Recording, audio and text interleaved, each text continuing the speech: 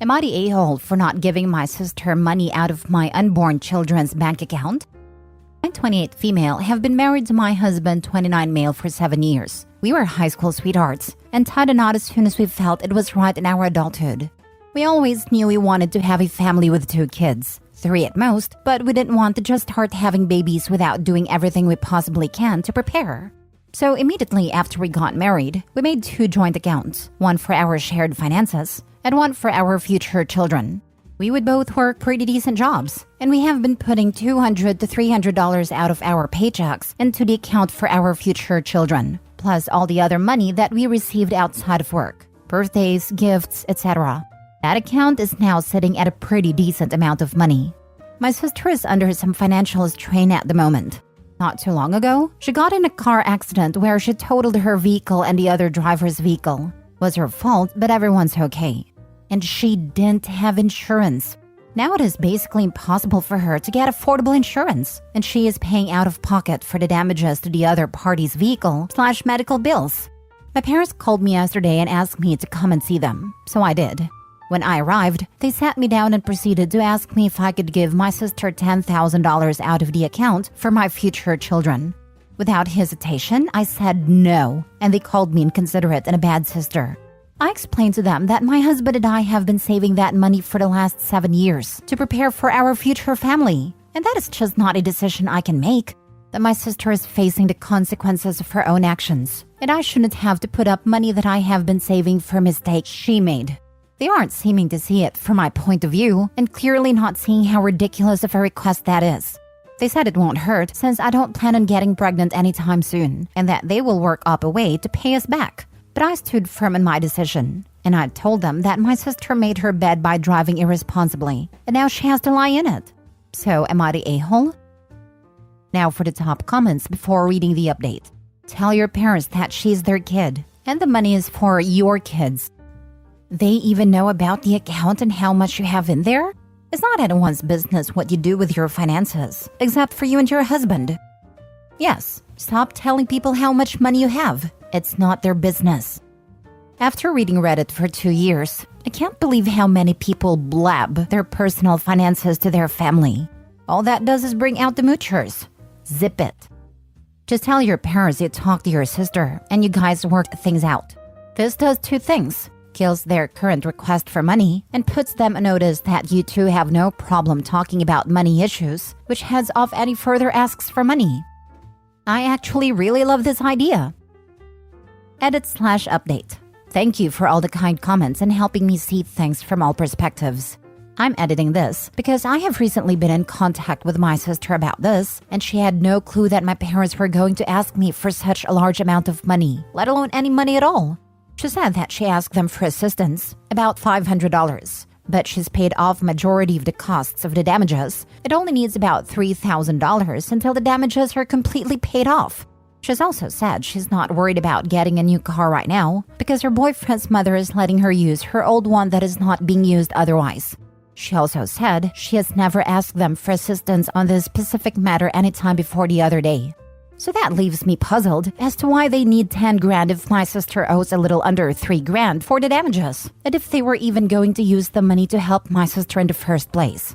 My sister reiterated to me that she would never ask for that kind of money, especially knowing how expensive children are. She has one of her own. So that poses another question. Do I confront my parents about lying to me? Update 2. Sorry for the wait. I spoke with my husband and we decided not to confront my parents. That whatever financial burden they're dealing with is not our business, nor do we care. We won't be giving out any money from any of our accounts. I believe my sister will confront our parents for using her in their lie. If that happens, I will update again. Also, my sister and I are not estranged, but we don't talk much because our relationship has no depth, because we've never had anything in common. Music tastes, style, boys, etc. I've never been able to relate to her and vice versa. I love her dearly though. I call her to check on my nephew periodically, but she lives 45 minutes away, so I don't visit often and vice versa. There were a lot of comments about sharing my finances with my parents. I was 21 when I discussed this with them, just thinking I was harmlessly informing my parents about my plans for their future grandchildren. I agree with all of you when you say I shouldn't have done that. I know this topic will come around again, and I plan on ignoring it. Again, I would like to thank you all for your input in my dilemma. It was greatly appreciated. Next story. Am I the a-hole for not giving my sister her share of the college fund? Plus update. Original post. A little backstory. We came from an extremely sexist family. For example, my brother got a car, 75% of our parents' estate, a big farm, lands, and all the machinery for it, and they paid for his college. My oldest sister had to take out loans so she can finish her education, while I never went to college because of my undiagnosed ADHD. Now I'm in therapy and start to become okay-ish, but I have money because of sheer dumb luck. My younger sister, 22 female, started college 2 years ago. My parents offered to pay to rent a room after she didn't get a scholarship and a room in the dorms. I offered her to pay her scholarship and some extra for groceries, stating that I put aside college fund for all girls in our family. My 2 daughters, my sister, a younger cousin, and a niece. This is just one account, and in my will, it stated it has to be divided between these girls for college expenses. My little sister is the oldest, and everybody else is between 6 to 12, and the ones who already finished college by the time I died gets nothing from that account. If I have more nieces, I'll add them too. Now to the problem. My sister decided to drop out, get pregnant and marry, planned with her boyfriend/fiancé of 6 months. I try not to be disappointed, I am, but I shut the heck up in real life about it. Today was the big announcement. I knew it beforehand, so I could act all happy, and after the lunch, she pulled me aside and asked to be left over to her college fund. I explained to her that there is no her fund. I already did this when she started college, and I'll be happy to pay for her tuition if she goes back someday. But she has to give me proof that she does go to college, because she pocketed the last semester's payment because she failed to inform me about her dropping out, and I sent her the money.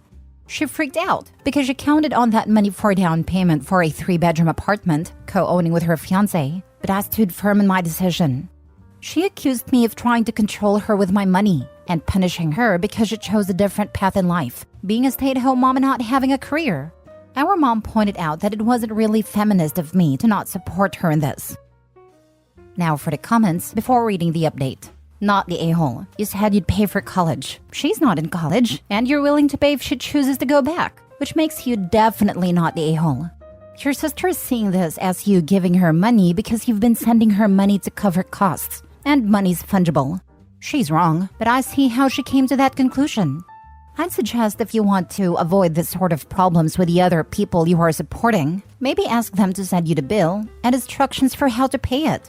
With regard to your mom, I'm sure you've told her in the past how sexist she was about her disposition of educational support to your siblings. She's using a known vulnerability, your engagement with feminist ideas, to get a bit of revenge, which is horrible for her. Yeah, I'm definitely going to be more careful about this when my cousin reaches that age. She's next. If you are continuing with this college fund, pay to school directly, not the a-hole. I don't know what tax law is like in your country, OP, but in the US, paying for someone's tuition directly to the institution is a way to get around lifetime gift taxes for the recipient. In the US, gifts up to a certain amount per year is non-taxable for the recipient, but many tuitions are more expensive than that per year. So if you gave the money to the student to give to the school, they would be on the hook for paying taxes on some of that money. If you pay the school directly, then it doesn't count as gift or taxable income for the student. If something like this is the case in your country too, it might be much better for your cousin to have you pay directly anyway. Not the a-hole. How are you controlling her with money that isn't hers? That's just weird. The money is a college fund, not a down payment on a condo fund. And she's already stolen from you. Tell her to take it out of the money she already pocketed.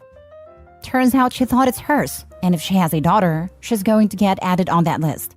We had a smaller argument about this, because she asked what if it's a boy? And, well, he's going to be a first his generation, and every great-grandparents of his is going to lose their freaking mind over it on our side of the family, and probably fiancé's side too. Not the a-hole. Go low contact with her. We already are. She knows I'm disappointed, and that I didn't think much of her fiancé. Now for the update. I decided to give you guys an update about the situation with some extra info. About the last semester's payment, little sister offered to pay me back. It's sitting on her account, but I just gifted it to her as baby and wedding contribution for me. and the college fund was a full misunderstanding. She actually thought that it's going to be divided between all girls while I'm alive. I explained to her why it's not gonna happen and went into great details about our older sister's college experience, and she was actually horrified. So it's all good between us, but I'm gonna be a little distant. About my family, we are a deeply traumatized family in a traumatized country. Read a little about Hungary's history. We're having generational trauma for breakfast. I had a long talk with Mom. She tried to act happy at first about my sister's plan, but she broke down eventually. She's worrying too because sister is making the same bad decisions that Mom and I did. And this is why she wanted to get every help my sister she could think of, panicked, and became passive-aggressive towards me. Right now, we try to come up with a plan, how to help my sis without helping my soon-to-be douche brother-in-law. Even my father is against this guy and the marriage, but he tries to be nice because he's afraid he's gonna lose my little sister too.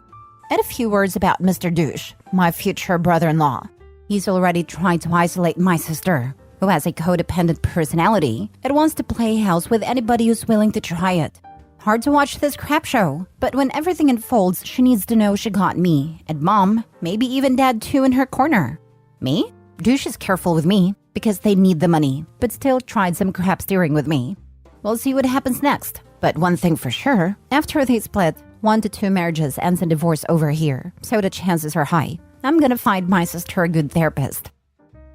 Betty A. Hat dips out when he finds out the sister isn't bringing her college fund with her to the marriage.